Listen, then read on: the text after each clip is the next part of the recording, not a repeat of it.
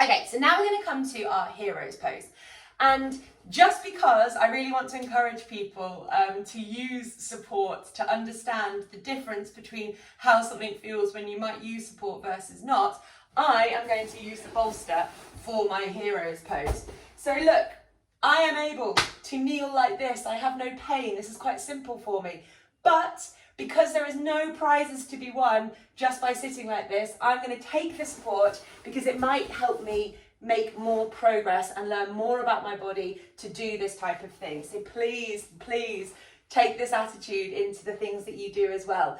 You're not a hero if you don't use these props because they can be really, really, really helpful and help you get more out of the exercise.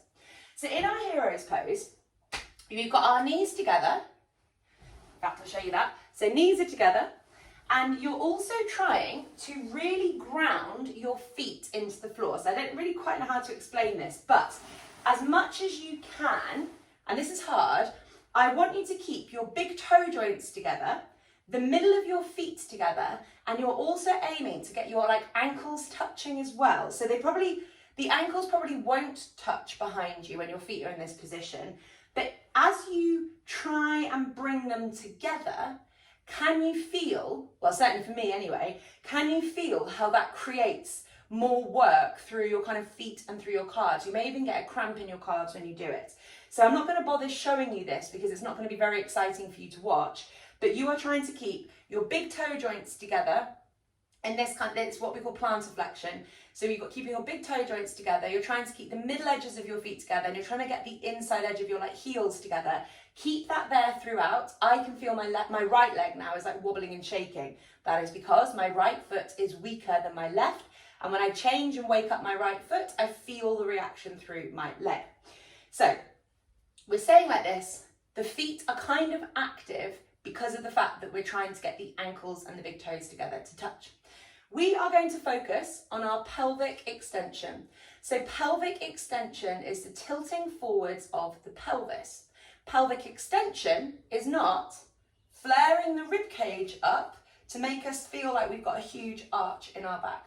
So the biggest mistake that people make when I say to kind of tilt their pelvis forwards is they actually don't move the pelvis particularly, they just pull their shoulders back and lift up their chest to the sky. So you're keeping your rib cage down, but you're tilting the pelvis forwards like this. Shoulders stay over pelvis, and to start with, we are just going to stay here for a minute. So hands stay relaxed, and then we're going to move into some shoulder work as well. And you can see how rounded my shoulders are. I need to do some more upper back work myself. My shoulders annoy me endlessly. Not pain, but just the look of them annoy me. So we are trying to keep big toes together, we're trying to keep ankles together, and we're driving forwards from our pelvis, not from our spine. The spine is just relaxed, it's sitting on top of the pelvis, and we're keeping that rib cage down because that helps give you that length in the lower back. So yeah, this kind of position hurts lots of people because they're not moving from their pelvis, they're just dunking into their lower back, and the lower back is the only thing that has any flexibility. You know, they're so locked up in their upper back and they're so locked up in their pelvis, all the work goes here, and that's why lower back pain is so common. It's nothing to do with the lower back, it's because the lower back is working so much on behalf of all these other structures around it that have seized up. Okay, we've done a minute here, so now we're going to turn this into a bit of an upper body stretch as well. Forgive me, my hands are going to go out of shot slightly, but what we're doing is this with our hands. We're going to turn our hands away like this, and we're going to put the hands above the head. With your fingers, I want you to try and keep them as interlinked deeply as possible. So we're not doing this so that the hands come apart, and we're trying as hard as possible not to flare the fifth finger and the thumb out to the side. So really deeply interlink the fingers and just try as much as possible to keep them concreted together. Don't lose that connection, because that's where we'll lose that momentum. So the hands move away like this.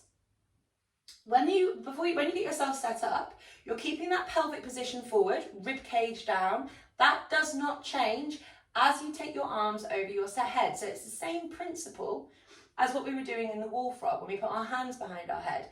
Putting your hands behind your head does not and should not result in the rib cage flaring. So same principle here. we are working on extension of the thoracic spine, and actually that is a more extension of like the lower back. So here, hands go out in front, you're going to pull your shoulder blades back and down behind you, so the shoulder blades are not popped out like this. The shoulder blades pull back and down behind, so you're trying to get the middle edge of your shoulder blades touching. Pelvis drives forward, rib cage stays down, arms go above your head, and you are not taking them all the way, because if I take my arms all the way, then my rib cage flares. So I'm finding that sweet spot where I'm keeping control of everything else. The shoulders are back and down, the rib cage is down, and my arms are up. So I'm just going to stay there. You can see that my hands are not directly above my head. I don't have the function for that. If I take my hands above my head, I then go into my rib cage. So control how far you go. You will get more out of this if you work in the realms of your function. We're going to do 2 minutes like this. So when you're here, we're not forgetting our feet. Big toes, mid toes, ankles squeeze together. The pelvis rolls forward.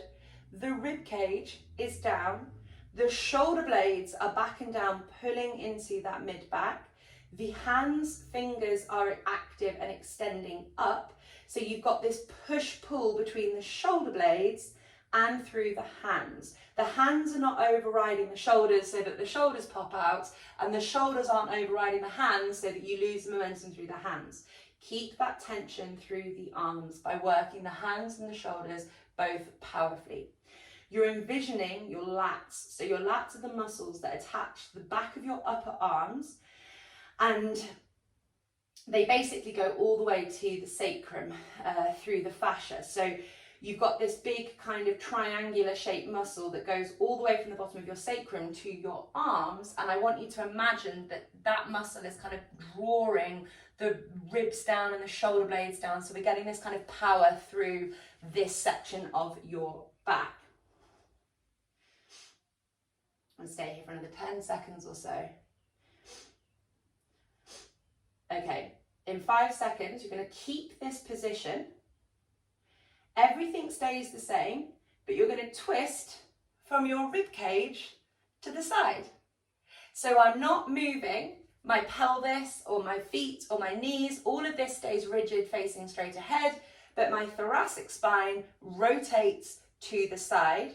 I'm not taking my head and my hands further than I am my rib cage. So the rib cage is your like guiding star here. Your rib cage, my rib cage is probably facing off at like 10 o'clock on a clock. So that's the direction that my head and my arms are going to face. The head and the arms do not rotate more than the rib cage. Focus on the rib cage, not what your head, shoulders and arms are doing in terms of the rotation. But those guys continue to work hard in pushing away with the fingers and the hands, pulling back and down with the shoulders, and then adding that rotation of the rib cage. Rib cage stays down, pelvis stays forward. We'll stay here for about another 10 seconds.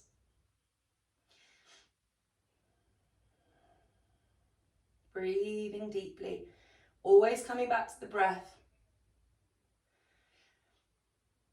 Okay, we're coming back to center, and now we're going to switch. So everything stays stock still, low down, remembering the feet, trying to get the ankles to touch each other. The shoulders and the hands do not rotate more than the rib cage does. The pelvis drives forward, the rib cage stays down, the shoulder blades pull back and down, and the hands drive away.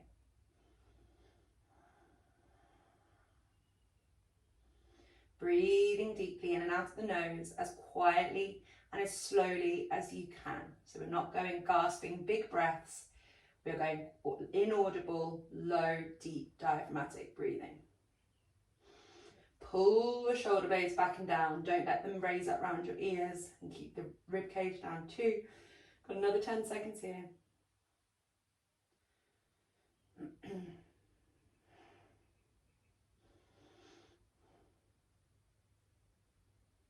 Relax off, and we're just going to spend another minute in the overhead extension again.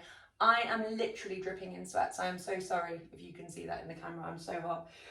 So feet are together, pelvis tilts forward, rib cage stays down, and now shoulder blades are going to go back and down. Notice that the shoulder blades moving back and down is not flaring the rib cage, okay? So my rib cage stays still, my shoulders move, trying to get the shoulder blades to touch, keeping that sensation in my shoulder blades. I'm going to put my hands behind my head. I'm not cranking my elbows back too far, because if I crank my elbows back too far, I might go into rib cage flaring territory. So I'm just, you know, you can work here, you can do whatever you need to do. Don't do it if it hurts you, of course.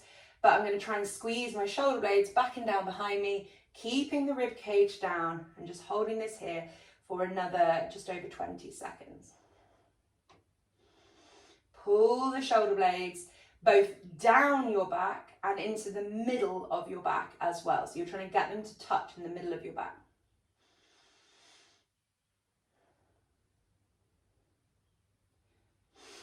5, 4, 3, 2, 1. Oh,